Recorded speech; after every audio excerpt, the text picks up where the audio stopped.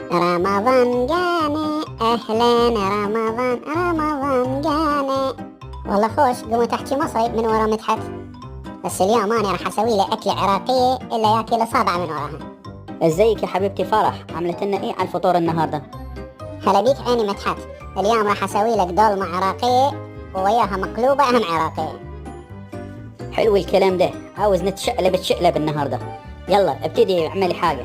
شوف أنا ابتدي هسه، بس أهم شي إنه تطلع برا المطبخ. وانا عملت لك ايه يا فرح علشان تطرديني من المطبخ؟ كل ما هنالك قلت شمشم هنا ولا هنا، ابص بحاجه يعني. حبيبي لا نتشمشم ولا تشمشم، تطلع برا المطبخ، هي كلها ساعة زمان وراح نفطر. يلا. ليه فكرتيني بس؟ ساعه كمان، ساعه كمان يا فرح. يا رجال ده اصبر، انت صابر من الصبح ليه هسه؟ هي ساعة زمان وراح تاكل ذاك الاكل الطيب، وقول يا الله قول يا الله، يلا اطلع برا. ماشي ماشي.